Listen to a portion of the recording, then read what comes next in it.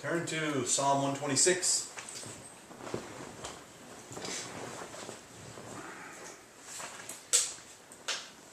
Psalm 126.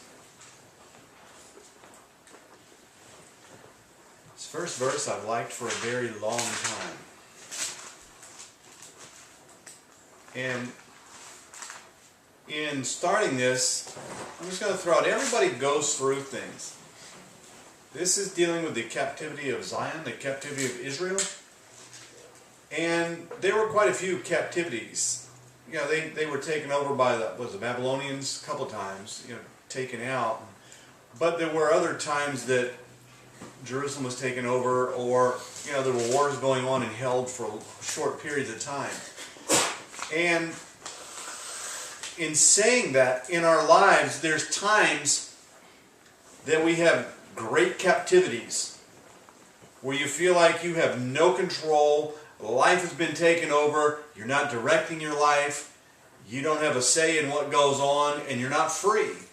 As a Christian, there's those times. Then there's times you just feel like I'm in a bit of a battle, and it feels like captivity. It's not a major ordeal, but it's still captivity. Life's still not going the way I want, and stuff's still not happening like I want, but it's captivity nonetheless. So there's different levels, different degrees, and we all go through them. But we feel like at times, well, I must be doing something wrong. And at times we are doing something wrong, and that'll bring you into captivity. That's just one of the facts of life. And sometimes it's just the Lord bringing you into captivity to change you. With our situation, we fully believe the Lord was just changing us and redirecting our lives and redirecting, what would be the best word, the best way to put it? Finishing or doing more work in areas of our lives to change us in a more direct route. A harder route, but a more direct route. And we don't like those situations. How many like being captive? You like to be taken captive. You like to be a prisoner. Because when you're a captive, what are you? You're a prisoner. What do you become a prisoner to?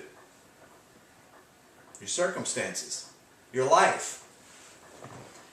Because if you're human, you want one thing in life.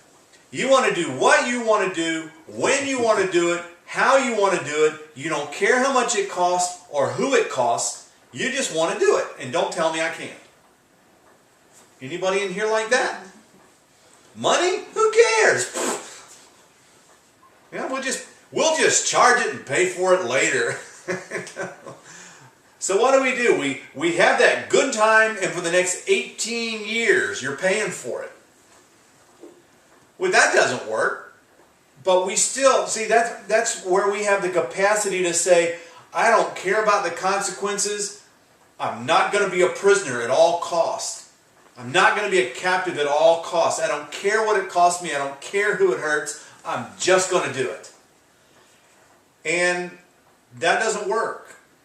Because with God, there's times God will let us be taken into captivity. I always go back to Job. What happened to Job? Was it caused by God? No. Was it allowed by God? Yes. What did it do to Job? Changed the way Job looked at things. Changed Job's life forever. But it brought on the blessings. He had double everything. Often wondered does the Bible say what his first group of kids looked like? Yep, just they were eating together. I wonder if they were ugly children. I wonder that sometimes if they were ugly kids. Because the second group were the fairest in the land. So I'm just wondering if the Lord took the ugly kids away and gave him pretty kids. That's what Cameron did. Huh? That's what Cameron did. Okay, I know. That's not doctrinally correct. You can't prove it one way or another. It's speculation. It's just actually not even speculation. It's just wondering. But I'm also cutting up, so I'll get myself out of this problem. Thank you. Okay. He just kind of wondered, were they ugly children? And he gave them good, pretty children. But you see, the Lord allowed this to happen. So let me start on this. I'm kind of into it without being into it. Verse 1, it says, when the Lord turned again the captivity of Zion, We were like them that dream. See, I've preached this scripture before. When the Lord turned the captivity of Zion, Zion was in captivity. There are times in your life when you will be captive. You'll be captive to your life, to your job, to your spouse, to your situation, to your kids, to your bank, to what else? To the world, to Uncle Sam, to taxes. You'll be captive. They will have you. They'll look at you and say, you will do this. Do you realize you're held captive every time you get in a car to drive? You're held captive by the insurance company. You're held captive by the state and the local authorities that say you can only drive 35. Yeah, but this is a big open road and there's nobody here. I could go 60 down this road and get there a whole lot faster. There's nobody around. It's a big wide road. Oh, it's just ridiculous having to drive 35. And the policeman with his radar guns out there, and what happens? He holds you captive for a little while. You become a captive audience. He has your undivided attention. See, being held captive does what?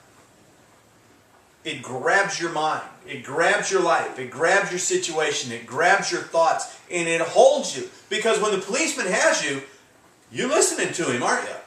Why do I keep looking at you? Have you got any tickets ever? Yeah. 1 or 2? 3. 3? Recently? 2. Recently? Not in like 3 Ever, years. ever. I'm just talking ever. Just I've had several in my life. Recently. That's how you get out of that. No, I've had some in my life, yes. Nobody needs to know when. I do. Okay, well, nobody needs to know when right now. But what happens when you're in that situation? You're captive. If you don't want to stand and talk to him, what happens? Your slight captivity turns into full captivity. He will put the cuffs on you and throw you in the back of the car and take you downtown and throw you in jail, and then you'll talk to him. And we do that in our lives. We'll take a slight captivity and turn it into full captivity. Why? Because I don't want to do this.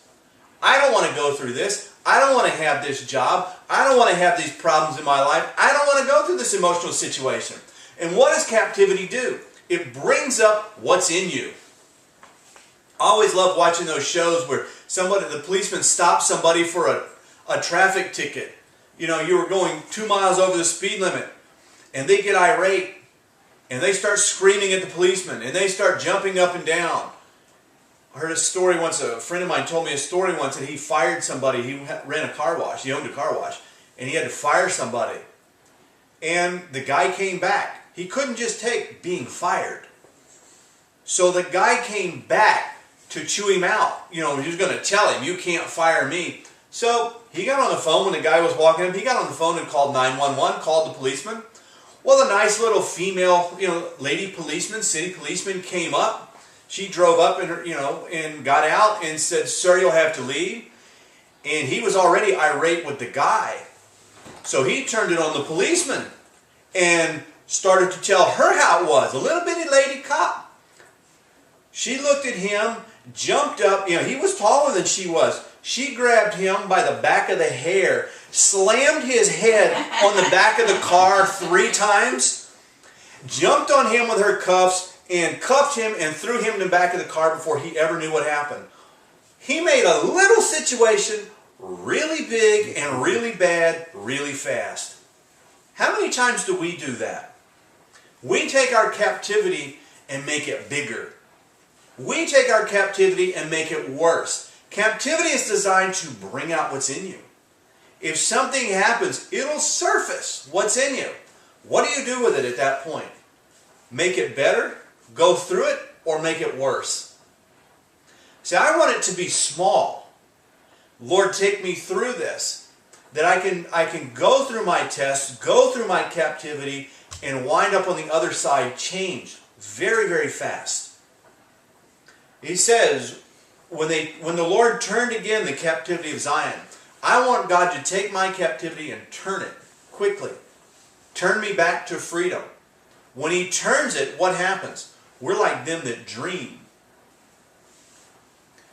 It's not the Lord's will to keep us in captivity.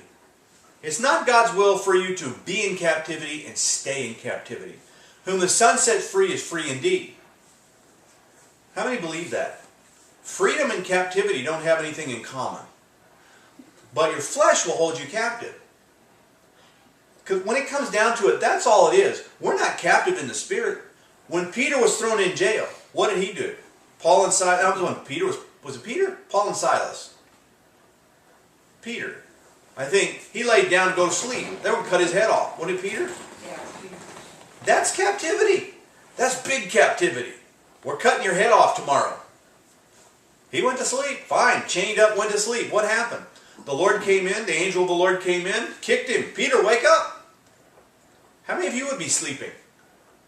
You're going to be separated from your brains tomorrow. How many of you would be sleeping? Get all your talking out tonight because tomorrow it's not going to work. The tongue's going to stop moving.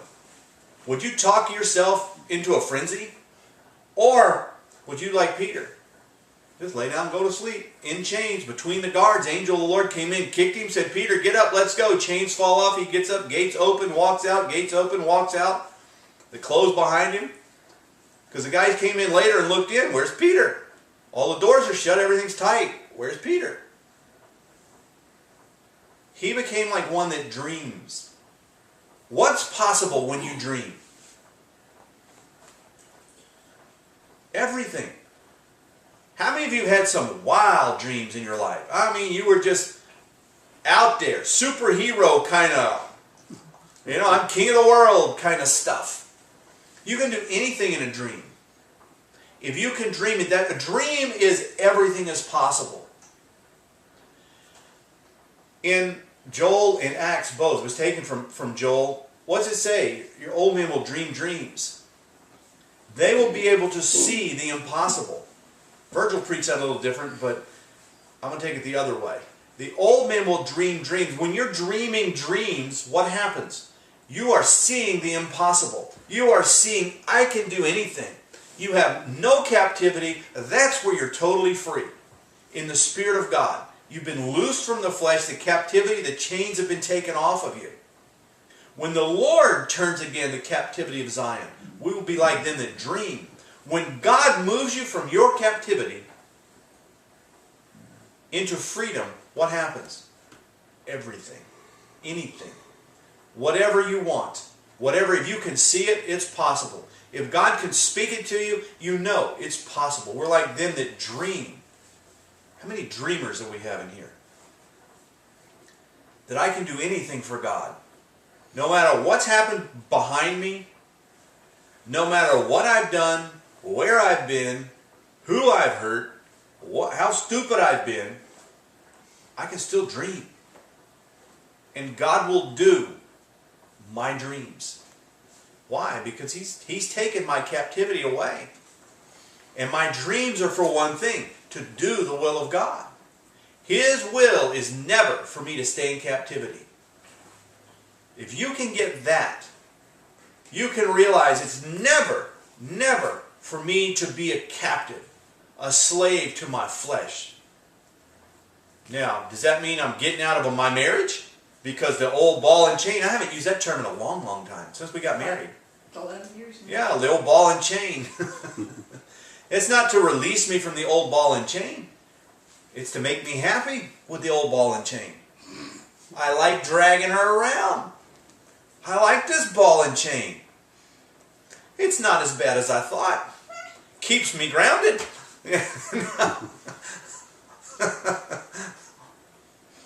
Got to find a good side to it. But you see, no matter whatever your captivity is, I'm just cutting up this morning, so whatever your captivity is, you can be free from it and in it. See, what does a captivity do? It changes you. It changes. Anytime Israel went into captivity, what happened to them? They always turned back to God. Before they were in the flesh, they were turned to the flesh. They wanted what they wanted, when they wanted, how they wanted. Nobody's going to tell me what to do. Nobody's going to tell me how to act, how to live. I'm going to do what I want, good, bad, or ugly. I'm going to do what I want to do. When they wound up in captivity, they did what someone told them to do. When they got out of captivity, they only wanted to do what God wanted them to do.